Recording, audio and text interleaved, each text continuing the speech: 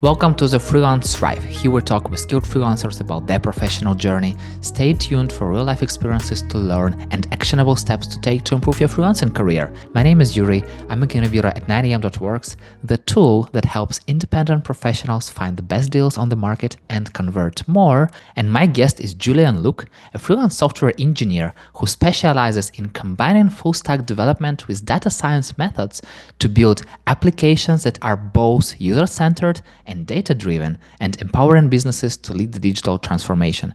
And today we'll talk about using automation and AI to make the freelancer's journey easier and more successful. So welcome, Julien.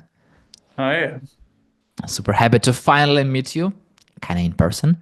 Still, what does your current AI tool stack look like?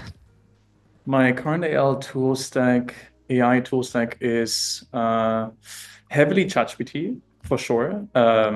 Coding tools, like whatever coders use. I'm very bullish on Cursor, Windsurf, and GitHub Copilot.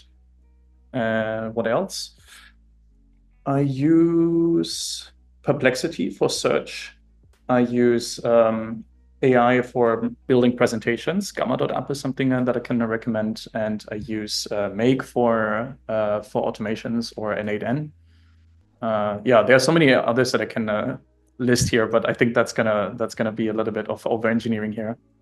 So you talked that you are heavily rely on ChatGPT. So please tell me, what specific tasks do you use ChatGPT for?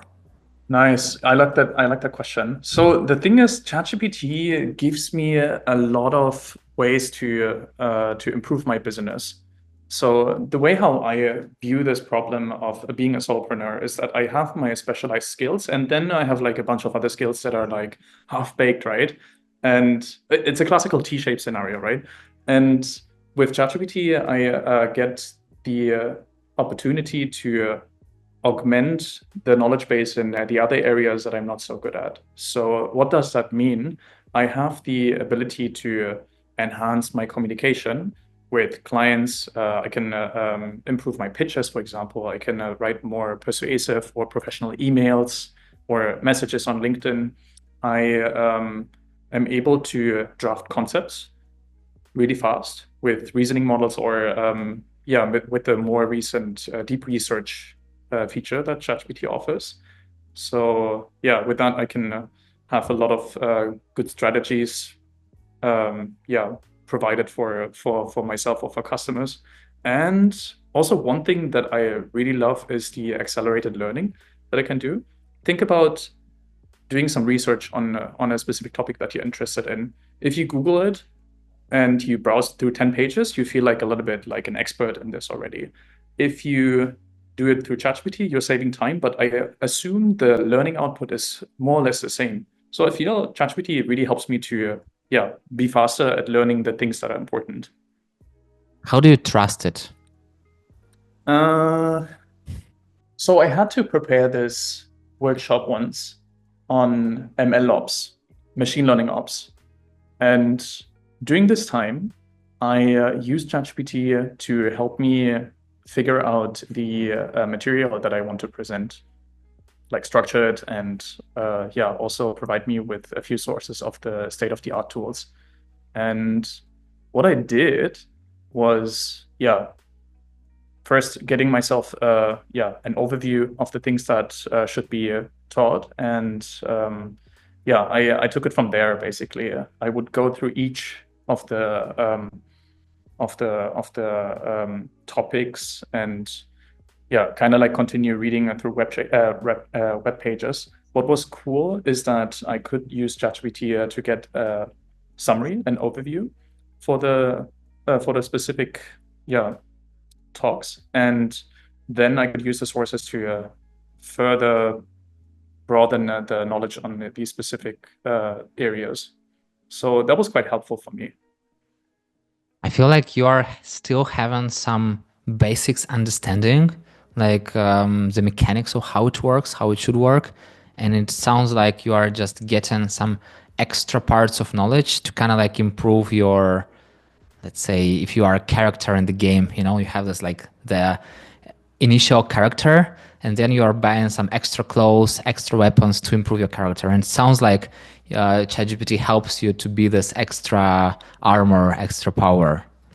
Yes, I think that's a really nice summary. You also asked me like, how do I trust it, right? Yeah. I think like at the end of the day, sometimes I don't need to trust it. If it's like some conceptual stuff that just needs to sound good, then yeah, I don't really do much research. But if it's like technical stuff like this example that I just gave you, yeah, obviously like you need to fact check, you need to check the resources, but then ChatGPT gives you a nice direction into these things. So you told that you are using also ChatGPT and AI tools in your work with clients. So walk me through one of the processes that you've successfully automated in your freelance business. Okay. Okay, so there is a few. I would definitely say not enough yet. There's way more stuff to automate. One thing that I've been focusing on for the last month or so was building an agentic program that does auto applications for me to projects. I am not confident to share the websites that I'm using here, but yeah, just like for some fairness. But yeah, I'm basically getting jobs that are fitted for that are fit for my background. So I use my CV, and yeah, then I use some large language model to extract the information and then craft a job application letter for me, and then I send the application to the job ads. Yeah, that's really helpful. I get so much more done. So usually, like Yeah. if I were really trying, then I guess like I can send two applications in an hour or so. You have to read through the stuff. You have to like, yeah, do a lot of manual stuff. Or what I've been done previously, I've been doing all of these steps individually in different AI tools. I used Notebook LM to extract information from my CV. Then I used ChatGPT to craft me a letter. And I thought like, man, this is dumb. Why do you do this? So yeah, I automated this. How does it work for you? What results do you get?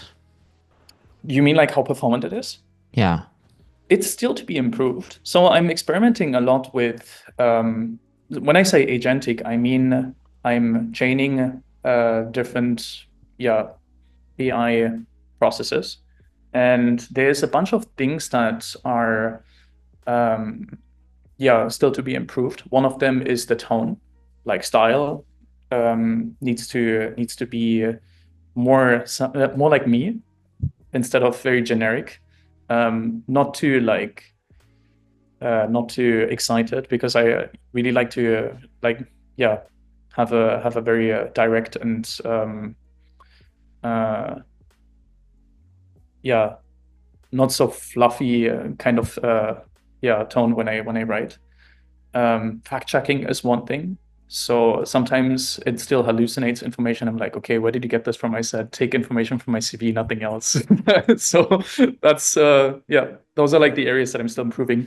Oh, and last but not least, making sure the AI doesn't give you any sort of contextual output like, here is your job application letter.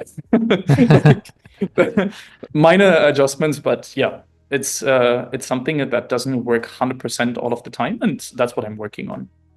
I can imagine ChatGPT sending a message. Dear work provider, here is the most venerable, amazing expert in the world who can do everything with just the fingertips on his hand.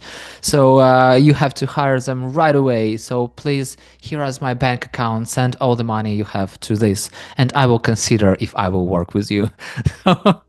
Yeah, you definitely have to tweak it because otherwise it might sound a little off. Okay, so in this process, you talked about Notebook LM and you talked about ChatGPT. So, what are all the tools you are using to automate your freelance processes? So Notebook LM I use for research stuff, right? And extracting information from documents. By the way, Notebook LM has a new feature. It has web search now, so you can augment it with any like resources of your choice, which is kind of cool. That does a lot of things for you automatically now.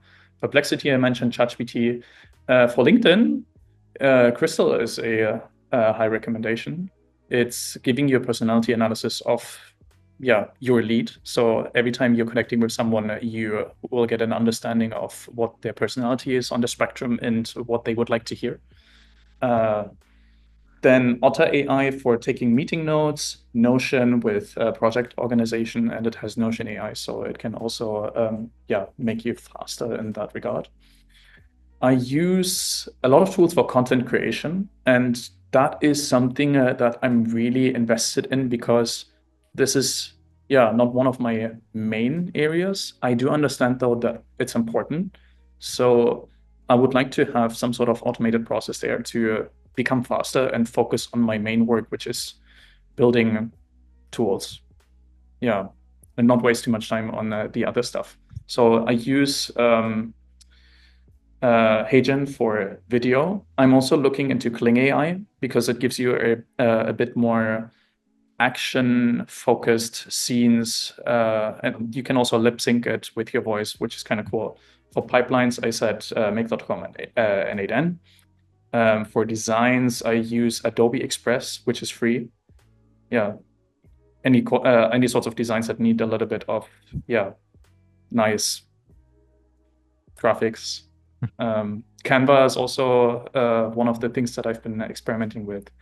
Figma, not yet having an AI feature, but coming soon. I don't know if you heard about this. It will soon be able to create wireframes for you from the community or like from your own wireframe base. So that will be super helpful for me because I'm not a designer, but I need to create front-end applications. So that's kind of cool. And in conjunction with that, I'm also looking a lot into Figma to coding tools. Oh, that's not content creation. That's actually on the coding side. But yeah, anyway, that's part of it. Last but not least, I mentioned presentations. There is Gamma.app, which I use to create presentations, and Pitch.com, and also Beautiful AI I have been experimenting with.